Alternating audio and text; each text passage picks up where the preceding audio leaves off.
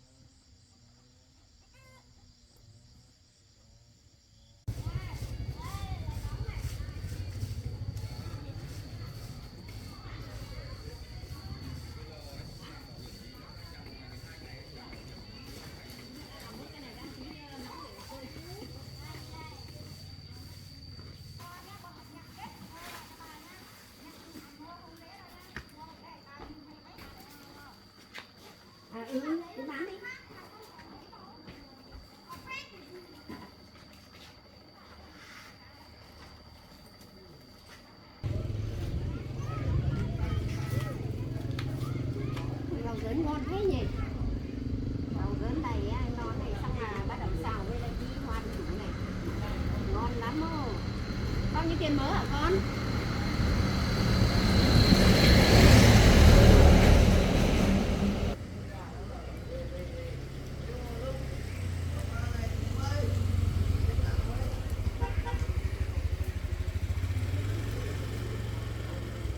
Lấy 2 bó này nhá.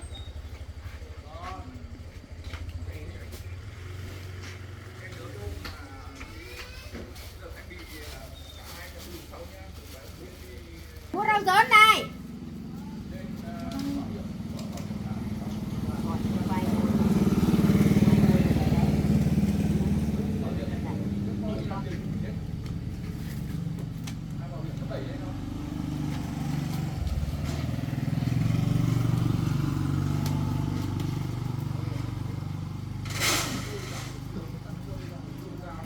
Thế.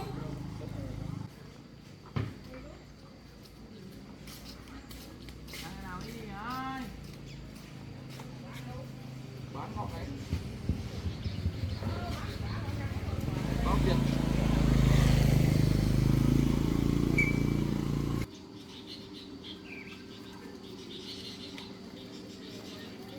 Có một mớ này nữa.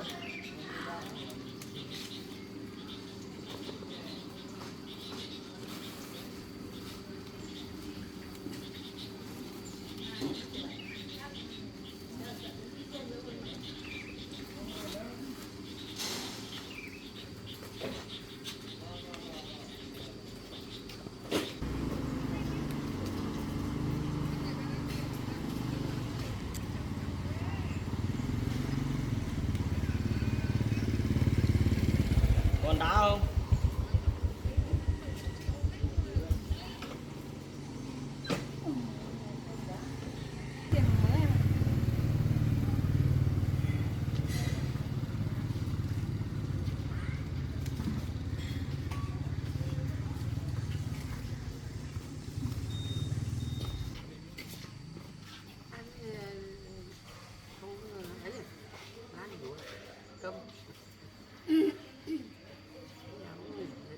Ngót lẫn rau ngót.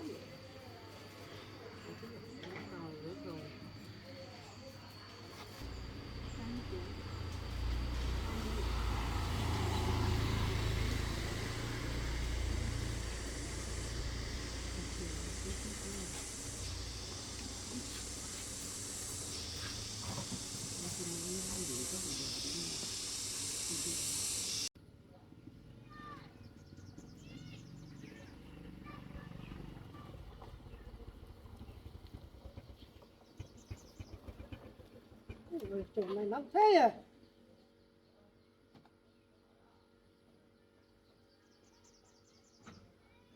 Thằng bạn bảo là nhà của cái ông đấy bảo là nhà con trai nó ở trong này mà không thấy ở đâu này.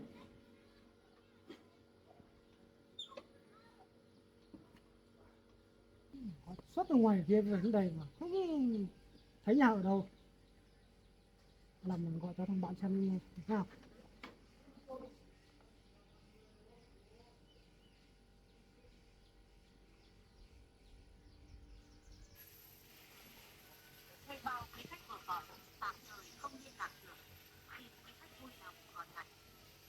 Bao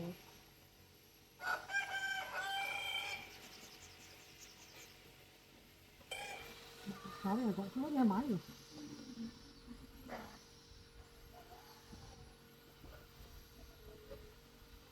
Hello bạn à. Tôi đi theo đúng địa chỉ sáng nay ông bảo ấy, nhưng mà đi mãi chả thấy ở đâu ông nhỉ. Bây giờ ông đến chỗ nào rồi? Đấy là cái chỗ gần chỗ các bạn ấy nhưng mà Như này nhá, cái chỗ ngã ba cái nhà sàn to bây giờ đang làm. vâng vâng. Nhưng ông rẽ phải xuống nhá. Ghé phải à? Rẽ phải xuống cánh đồng rồi xong mà đến cái chỗ cầu tràn ấy có cái nhà sàn ở bên tay trái ấy, thì ông nhìn sang ở chỗ cánh đồng ấy có một cái nhà ấy, biết rồi nhà bác sĩ báo gì. Vâng vâng. Thế này nhá, đến chỗ nhà sàn thì bây giờ ông rẽ phải xuống nhá. Rồi. Xuống bên chỗ cầu tràn là ông nhìn thẳng bên tay trái ấy, thì có cái đường bé bé rẽ vào ấy. Cái nhà bên tay trái là nhà của bác sĩ báo ấy. Vâng. Thế cảm ơn bạn nhé.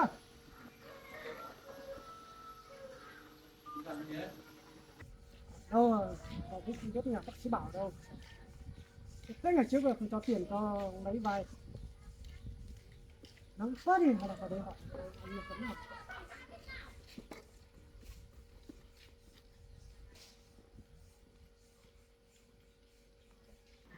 Để cho anh nhá. Vâng. Anh ơi, anh cho em hỏi anh có biết nhà bác sĩ bảo ở đâu nhỉ? Anh không biết đâu em ạ. Cái ông bác sĩ nó lấy cái đứa cầm ấy, lấy bảo thức lấy ở khu nằm trong này mà. Thế có một đứa cơm ở dưới này. Ở bên dưới này. Vâng, bên dưới này. Rồi, thế em cảm ơn anh nhé.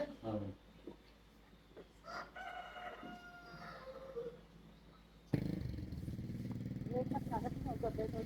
Thăm cái học thuốc đó.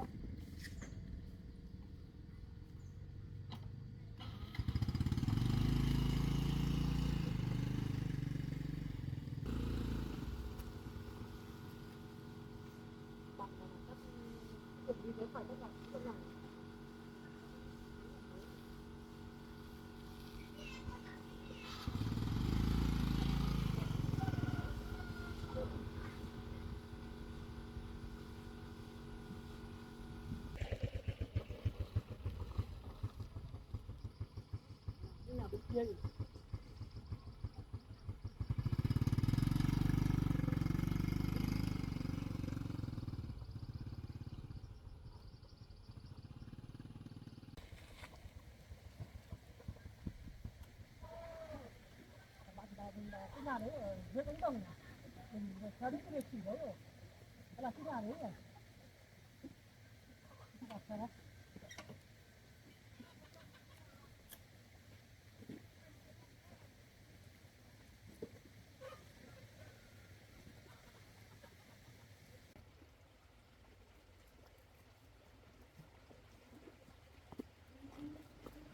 Phải chỗ này thôi.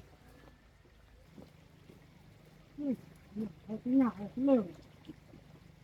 Cái lều thế này. Là mình cứ đi vào nhà hỏi xem thế nào. Tiền đến đây rồi bây giờ chắc biết nhưng đâu tìm nữa. Đi vào đấy hỏi xem.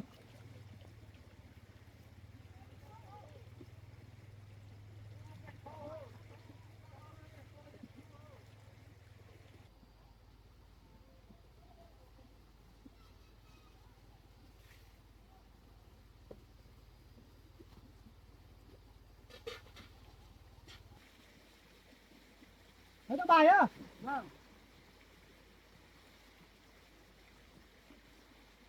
Bà ơi, Dạ. bà cho cháu hỏi đây có phải nhà bác sĩ Bảo không nhỉ?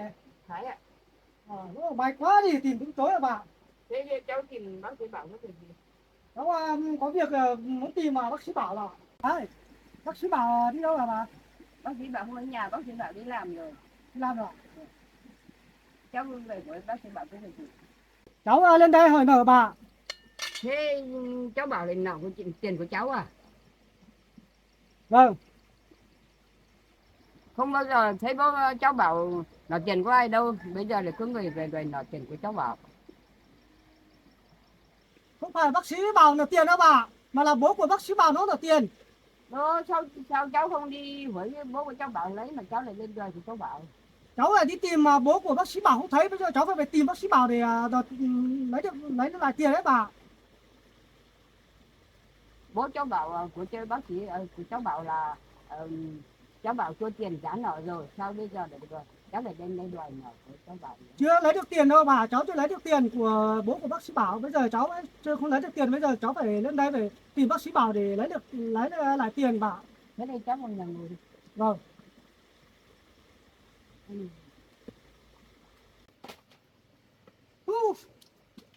Cái tiền cho họ vay bây giờ thì tìm tiền khó quá bà. Nếu thế ngày trước không cho tiền cho vay. Trời nắng nó bây giờ đi không tìm thấy nữa là mệt thật. Thế bố của cháu Bảo đi đâu mà Cháu tìm từ sáng nay mà tìm không thấy. Cho nên là cháu phải về đây tìm để bác sĩ Bảo để phải xem có được tiền không. Đấy, bố của bác sĩ Bảo ấy là nợ tiền cháu. Hứa đi hứa lại mà là trả tiền cho cháu mà cũng không thấy trả cho cháu. Gọi điện bây giờ thêm bao ngày gọi cũng không được bà. bố cháu Bảo là nhiều hơn cháu? Không nhiều cũng ít chứ phải 800 ấy bà, 800 triệu ấy. Rồi cháu còn lái cháu còn tính ấy là lấy lại gốc thôi, nhưng mà gọi điện không không gọi được, bây giờ toàn thuê bao thôi. Hôm qua bà thấy bố cháu bảo lên đây lại về rồi. Thế là cái ông này là cứ lằng vằng đây thôi bà à. Bà cháu gọi không thấy liên lạc được. Chắc ông chặn số của cháu rồi. Đấy, thì ông này làm sao mà gặp thì không biết tay tôi ông này. Là tiền này gọi không thèm nghe máy. Bực thật đấy.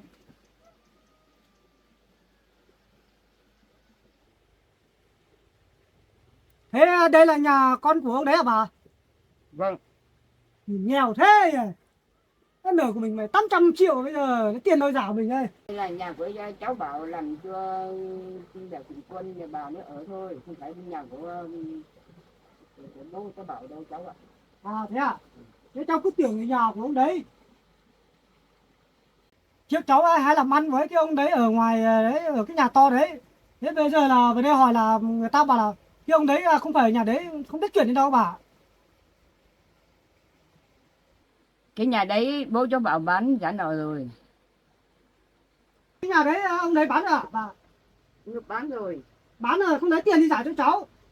Ông này còn nợ nhiều tiền lắm. Nợ nghe nói nợ ở đâu cùng đất làm ăn với ông 600 triệu nữa. Cháu Bảo ấy có tiền tiết kiệm, cháu Bảo ấy rút ra trả cho ông rồi, cho ông trả nợ cho người ta mà ông chưa hết nợ đâu. Đấy, thấy thật đấy, thấy bây giờ biết tỉnh có lấy tiền được ông này rồi. Bố của cháu Bảo còn lấy cả ô tô của cháu Bảo đem đi bán nữa, vẫn chưa đủ nợ, còn cứ thấy người này người khác về đòi nợ nữa. Bà cũng không hiểu sao nợ nhiều thế này. Để cháu ấy không biết ông đấy nợ ít hay nợ nhiều, nhưng mà nợ riêng cháu ấy, nợ cháu là 800 triệu. Đi làm ăn đấy, cho nên cháu mới cho tiền cho ông đấy vay. Bây giờ thì bây giờ tiền ông đấy này gọi không được, toàn thuê bao, bây giờ cháu cũng không biết làm thế nào nữa bà. Với lại con của ông đấy thì cháu cũng không chưa biết mặt, bây giờ cháu cũng không biết đi tìm ở đâu. Cháu cũng chỉ nghe ông đấy nói bảo là con trai của ông đấy là bác sĩ, bảo là bẩn lắm. Cháu cũng không biết đâu, nhưng mà đấy, mà ông đấy là nợ tiền của cháu bằng cái này đó bà. Thì nói chung nói ra thì bây giờ thì bà cũng nói với bà chắc cũng không hiểu gì, nhưng mà đấy mà là nếu mà con của ông đấy về thì bảo con của ông bác sĩ Bảo ấy, bà là tìm tiền đi trả cho cháu nhá bà nhá. Cái này bà cũng không biết tôi cháu. Thế con dâu của ông đấy đi đâu rồi bà? Con dâu của ông đấy là ai? Là vợ của bác sĩ Bảo ấy. Cháu Mận nên con dâu của bác sĩ Bảo là cháu Mận đi làm chưa về đâu. Thế cháu chắc phải đây chờ con dâu của ông đấy về đã, cháu mới nói chuyện với con dâu của ông ấy đã. Cháu Mận cũng không biết gì đâu. Bố cháu Bảo nọ thì cháu đi về với bố cháu Bảo đi hỏi cháu Bảo với cháu Mận cũng không biết cái gì đâu. Sao lại không biết? Nợ bố không trả được thì về con phải trả. Như đòi tiền về những kiểu về điện xin thế này cháu bực mình lắm ấy. Nhưng mà cháu người nào nọ thì cháu đòi người đấy thôi. Nếu mà bố cháu Bảo ủy quyền là cho cháu Bảo với cháu Mận kia thì các cháu có khả năng đi tìm chạy vay trả cho cháu được. Nhưng mà đây bố cháu Bảo chưa nói cho cháu Bảo biết. Cháu Bảo là cũng là con thật, nhưng mà cháu Mận là con dâu, lại ngày ngày đi tìm được một ít tiền về nuôi ba bà cháu cũng như thôi. Cháu Mận không biết gì hết. Bố của cháu Bảo không công nhận mình là con dâu. Bây giờ ấy, cháu nói với bà cũng không hiểu đâu. Giờ cháu phải ở đây chờ con dâu của ông ấy với lại là con trai của ông đấy về đã cháu mới nói chuyện. Bây giờ không có tiền nữa. Cháu ở đây cũng cho cháu Bảo, vợ của cháu Bảo đi làm về thì cháu chỉ hỏi xem cháu tí nào tiền trả cho cháu không. Bảo không biết đâu. Để cháu không cần biết, cháu cứ phải đây chờ đã, chờ về đấy. Còn ông đấy về là con dâu của ông đấy về cháu phải lấy được tiền, không về cháu cũng tiền cháu cũng phải lấy đâu. Vài lâu lắm rồi không giả được cháu cũng chế lắm ấy, không phải đơn giản đâu bà. Rồi. Nhưng mà đáng lẽ là phải có mặt của ông kia thì cháu đòi thì ba mặt một lời thì nó tốt hơn. Nhưng mà ông lại không ở đây thì rồi thì cháu bảo với cháu mình thì cháu thì không có tiền trả cho ông. Ông đi làm ăn thua lỗ gì ông có nói cho các cháu này biết đâu. Mà đến lúc mà bỏ nợ to thì ông ấy về lên bảo cho cháu bảo với cháu mình là nợ từng bao nhiêu tiền thành tiền hết ông này ông kia. Bây giờ tiền của cháu bảo thì tiền tiết kiệm cũng trả xong rồi cho ông hết rồi, xe ô tô cũng bán rồi, bây giờ chẳng còn cái gì cho cháu đòi nợ của ông nữa. Trả nợ cho cháu cũng chờ đây nhá, bà đi lên xem cháu trong buổi. Vâng.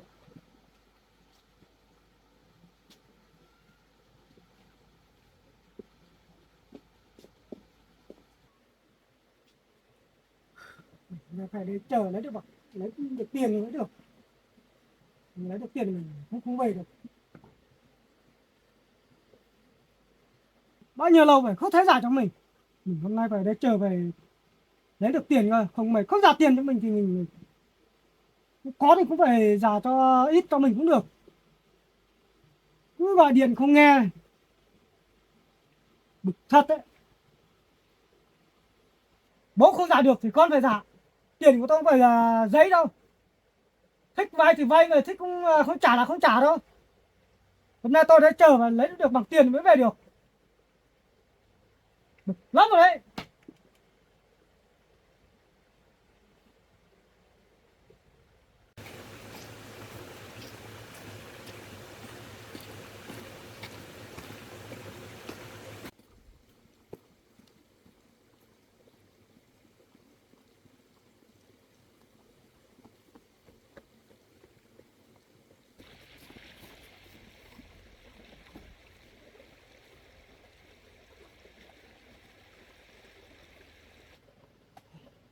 Wow.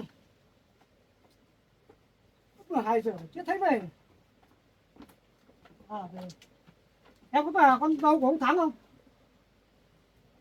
Thế không phải con dâu của ông Thắng thì em là ai?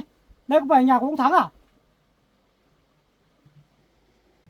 Thế không phải thì ai là con dâu của ông Thắng?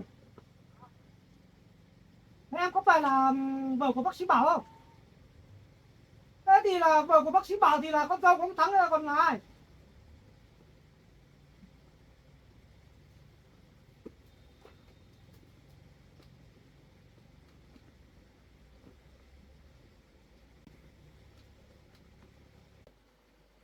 Anh đến đây để đòi tiền thu nợ của bố chồng em. Anh cũng cần biết bây giờ hôm nay anh đến đây là bố chồng của em đấy là nợ tiền của anh, bây giờ hôm nay anh vào đến đây để đòi lấy lại tiền. Không, bây giờ anh đi đến nhà kia hỏi không có ai đâu, hỏi bà chỉ ở đây thì anh phải đến đây để tìm nhà đấy, anh tìm mãi mới thấy nhà đấy đấy. Bây giờ em phải làm thế nào phải tìm được tiền để trả cho anh. Anh cũng cần biết. Bây giờ là anh đến đây là em phải lên tìm tiền để trả cho anh mới được. Không là hôm nay anh không về đâu. Là trước. Thôi, không cần biết đi tìm tiền để trả cho anh á. Bây giờ anh đến đây là anh sẽ không về. Em có biết trời nắng nào anh phải ngồi đấy chờ phải nhìn cả đói ăn thế này còn không chưa được cơm ăn thế này. Anh cũng cần biết.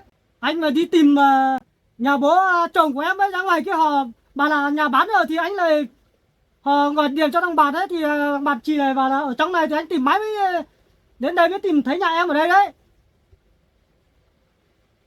Bây giờ á anh nói cho em biết nhá, bố không trả được thì con dâu với lại con phải lo mà trả để cho anh. Không tiền của anh vay cho vay rồi này không trả cho anh là không được không? Thế em có biết là bố chồng em ăn ở anh bao nhiêu tiền không?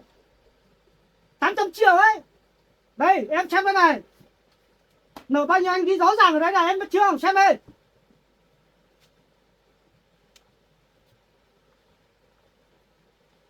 không phải ít đâu, còn chưa tính lãi đấy, nó tính cả lãi này mà còn tiền tỷ rồi. Mấy năm nay ở chỗ giả để cho anh này. Đấy bây giờ em làm nữa thì làm đấy, phải đi tìm tiền về giả hồ bố này, không về anh này cũng về đâu hôm nay. Đấy, em mà không có tiền thì gọi chồng về xong rồi tìm hai vợ chồng xem nào tìm tiền trả cho anh ơi. Bố em đã nở lâu lắm rồi đấy. Làm cái gì? Thì viết chữ gì à đây à? Đây. Viết chữ gì thì viết đi. Đòi tiền anh lâu lắm thế này anh phải không chịu được không?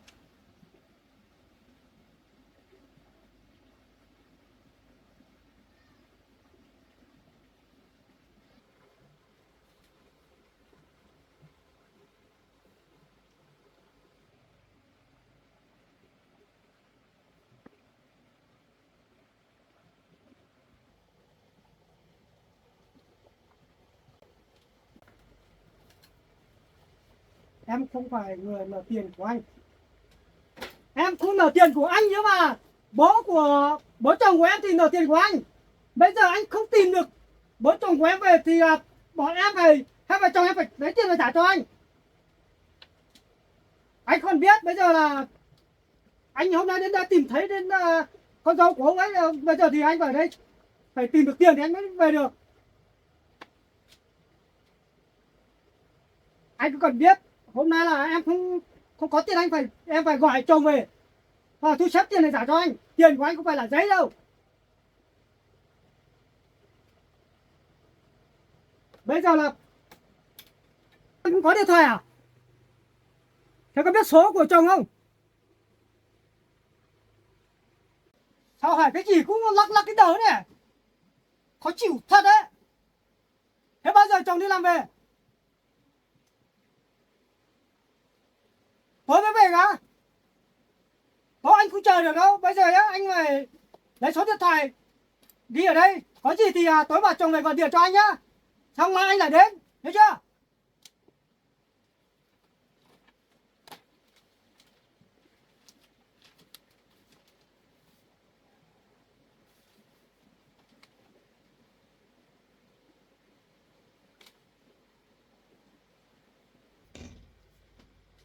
Đấy, bây giờ anh ấy ghi số điện thoại đây. Tối về bảo chồng về gọi điện cho anh nhá. Mai anh về lấy tiền nhá. Không phải nợ của anh về suốt về mấy năm trời đấy, phải không trả cho anh được thì anh về cũng không biết làm nào đâu. Không có gì gọi điện cũng phải nghe máy để cho anh còn biết thế này kia chứ. Thằng này gọi số bao thì phải tắt máy hết đi anh sao gọi được. Bây giờ anh nói này á, anh là để thông tin đây ở mai, sáng mai anh lại đến đấy. Nếu mà anh đến mà không xếp được tiền trả cho anh thì anh gọi công an đến làm việc đấy. Chứ không phải nữa để anh chết anh ấy. Đấy, bây giờ anh nhá, nói á, anh ghi thông tin đây để đây nhá. Mai mà anh đến mà không trả được ấy thì là anh sẽ bảo công an đến làm việc ấy. Đến lúc đấy thì không kiếm được tiền trả cho anh ấy thì sẽ ra chuyện lớn đấy. Tiền của anh ấy là vay có giấy tờ đàng hoàng, chứ không phải là nói bằng mồm đâu. Nếu cái lúc đấy mà em không trả anh bảo công an đến làm việc ấy thì là bọn em phải chịu trách nhiệm ấy.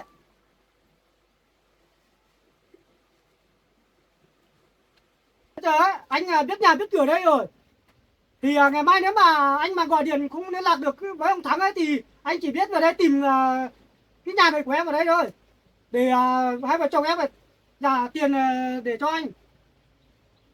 Bây giờ anh về ấy, không anh nói nhiều đâu, mai anh lại đến nhá. Cứ bảo về bảo chồng nhá.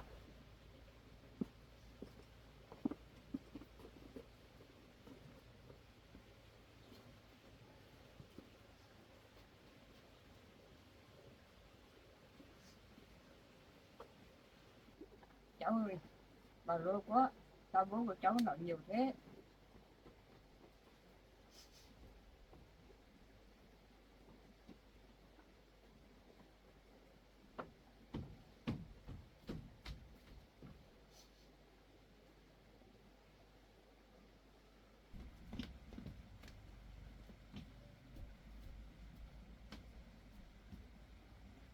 Thì cháu bảo bà đi gọi cháu Bảo á. Cháu Bảo ơi, người ta về đòi nợ rồi cháu ơi.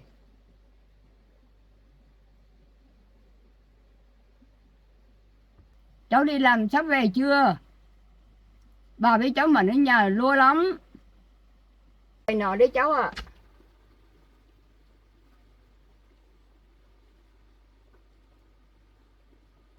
Mà vừa gọi được cháu Bảo người cháu ạ.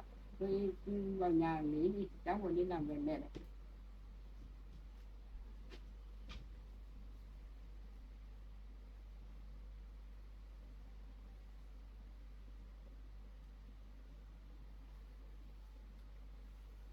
Tôi không buồn với cháu ạ. Cái đây là nợ, đây là của bố cháu Bảo thôi. Lần này là cháu Bảo cũng không có tiền trả cho bố cháu nữa.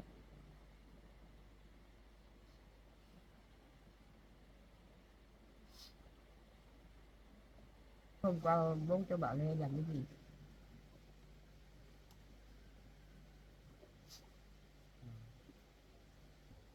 Hôm qua bà ở trên nhà nhưng mà bà nghe thấy hình như bố cháu Bảo lên làm ăn xa sao đấy cháu, có phải không?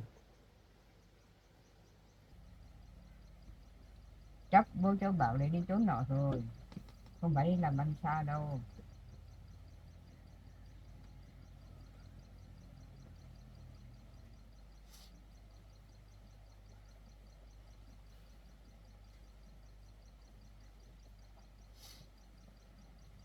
Lần này bà cháu mình với cháu Bảo là khổ rồi.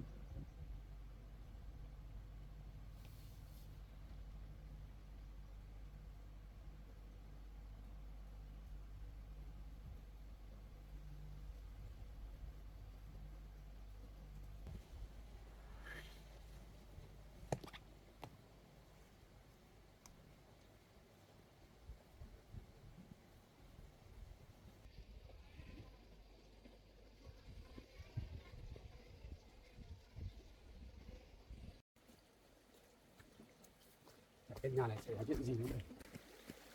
Em ơi! Bà ơi! Nhà vừa xảy ra chuyện gì hả bà? Nhà vừa có cái ông về đòi nợ. Nhà có chuyện gì đấy? Sao mà anh thấy em với bà ra cam gọi họ về đòi nợ à? Em biết cái ông đòi nợ đấy là ai không? Có chuyện gì đấy? Anh thấy hết rồi, anh nghe hết rồi. Thôi, vào nhà ngồi đó. Làm anh hết cả.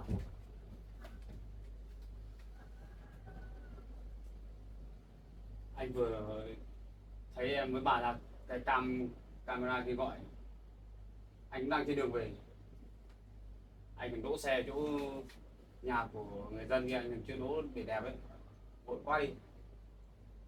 Bà vào đây cháu hỏi nào.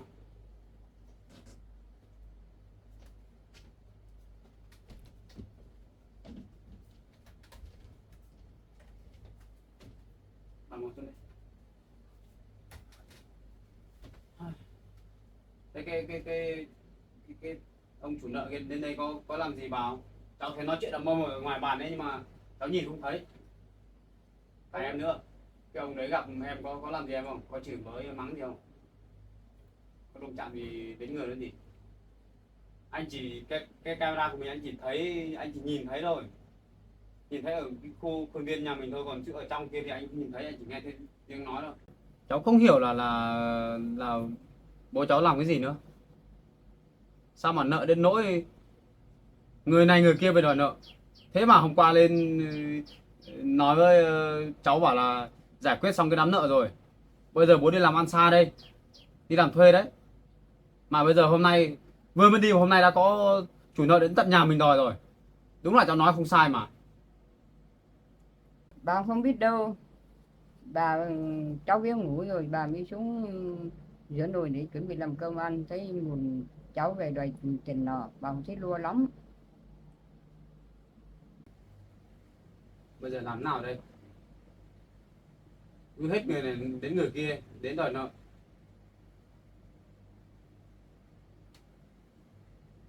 Anh biết rồi, anh nghe anh nhìn thấy rồi. Nợ hẳn 800 triệu. Cái ông này chắc là cái ông trước kia rồi. Trước kia có thấy bố cháu nói bảo là còn nợ một ông gần 1 tỷ cơ, chắc là ông này rồi. Ông này thì bảo là nợ lâu rồi, nhưng mà cứ khách đi lần này thì qua lần khác, ông không muốn để lâu nữa. Bây giờ Cái gì? Gọi điện thoại á? Có cái gì để em mang về đây xem. Cái ông đấy để lại số điện thoại cho em gì? Được rồi, tí nữa anh xuống anh xem sau. Bây giờ quan trọng là phải giải quyết kiểu gì thế này. Nợ thì không phải của mình, mà nợ của bố anh thôi. Bây giờ bố anh ấy hôm qua lên đây chào tạm biệt hai vợ chồng mình rồi. Ý của ông ấy, theo anh nghĩ là ông chắc chắn là ông đã vừa lên đây nói thế là ông đi trốn nợ thôi, chứ không phải đi làm ăn làm thuê gì đâu. Bây giờ để nó đóng nợ đây cho mình. Anh không nghĩ là bố anh làm như thế đâu. Ác thật đấy. Bố con mà chẳng thấy giống bố con tí nào. Làm bao nhiêu phiền phức cho con cái. Nợ thì nợ nhiều nữa, chứ không phải không hộ giả đâu. Giả được như thế này là tốt lắm rồi. Gây ra bao nhiêu chuyện rồi. Các con nó đã quá là mệt mỏi rồi.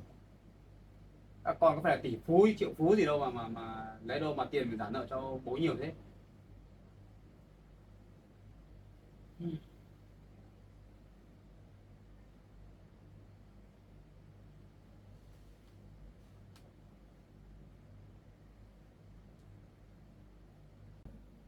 cái ông chỗ nợ ngày mai là ông lên lấy tiền đấy, nếu mà không được thì ông đi báo cáo công an. Cứ để cho ông chủ nợ đây báo công an lên đây càng tốt, cháu có cách xử lý. Đương nhiên đây không phải là nợ của mình đúng không bà nhỉ? Vâng. Tại sao mình phải trả nợ? Với lại cái này là nợ của bố chứ không phải nợ của cháu đâu. Cháu có cách. Thông tin của cái ông này, cái ông chủ nợ có để lại cho em không? Hay là để một số điện thoại đâu? Có tên tuổi không? Đây à? Đây điều hỏi. Có tên có tuổi đàng hoàng, anh có cách xử lý. Không dễ là tống tiền anh được đâu. Cái này là bằng tống tiền đấy. Đi đòi bố không được là quay ra đòi con đấy. Đòi không được là bắt đầu nó đe dọa đây. Anh không sợ đâu. Anh nhất quyết là anh không anh lấy tiền ra để trả. Không bao giờ luôn. Nợ của bố tự mà trả. Không được thì kệ. Cùng lắm thì cho công an làm việc, cho đi tù thế thôi. Thế anh có giúp được cái gì nữa. Nhà mình đâu có phải khá giả gì đâu. Bao nhiêu là vất vả, bao nhiêu thử thách. Anh đến với em có phải đơn giản đâu, đúng không? Bố anh thì suốt ngày ngăn cản ngăn cấm. Lúc có tiền thì cứ nói bảo là nhà mình có điều kiện, chê em thế nọ thế kia. Đấy, bây giờ ông lụi bại rồi. Bây giờ ông thấy thân mình tàn chưa? Quay ra bây giờ lại bắt đầu lại mang cái đống nợ đấy về cho mình.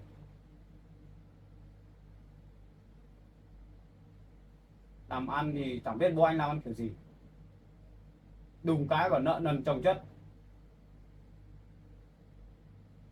Chắc là ông bố của anh là chỉ có đi chơi bời gì ấy thôi. Công ty phá sản, công việc thì làm ăn không thuận lợi. Sao không báo với cái đám chủ nợ ấy bảo là mình phá sản rồi, rồi để thu xếp nợ nần sau. Chẳng nói chẳng rằng gì. Cứ bảo là phá sản là xong, cũng chẳng nói gì với cái người mình nợ ấy. Chẳng nói một câu nào thì họ mới lên tận nhà để đòi. Họ mới làm căng vậy thôi.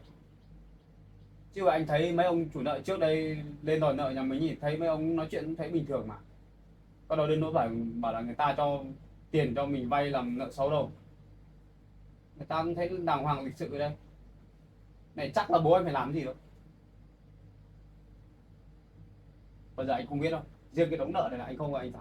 anh chỉ hộ được thế thôi. Mai ông kia mà lên ấy, cứ cho mấy ông đòi nợ này đi tìm bố anh thôi.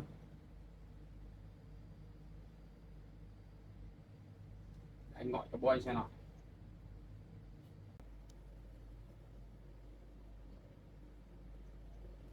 Thuê bao quý khách vừa gọi tạm thời không liên lạc được. Khi Sao lại thuê bao được từ giờ này? Hay là đi trốn nợ sau này tắt máy rồi, hay là bỏ cái sim đi rồi? Sao ấy nhỉ? Gọi số này xem nào. thuê bao quý khách vừa gọi tạm thời không liên lạc được. Xin quý khách vui lòng gọi lại sau. The phone. Chắc chắn là hôm qua bố anh lên xong là về, sau khi về chắc bố anh chặn số hoặc là tắt nguồn điện thoại cho nên không gọi được. Thế thì khả năng là cái đám chủ nợ nó không gọi được cho bố anh, nó mới lên đây thôi. Cũng lâu lâu rồi không thấy cái chủ nợ lên chỗ mình đòi rồi mà.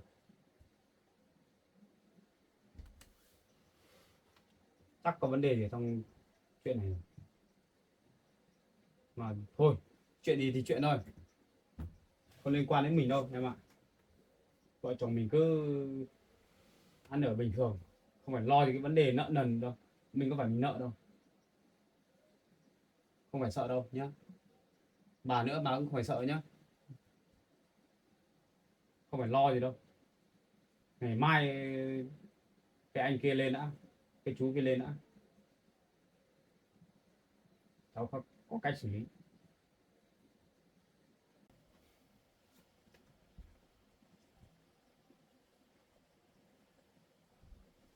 Không nhắc cái chuyện này nữa, chuyện này không phải chuyện của mình đâu. Bây giờ em bé ngủ rồi, bà ở trên này trông em bé nhá. Cũng khá muộn rồi đấy, 12:30 rồi, giờ này còn chưa cơm nước gì. Thôi em và anh đi xuống bếp nấu cơm đi. Anh đi làm về đường xa nắng nóng nữa, mai còn có xe ô tô đi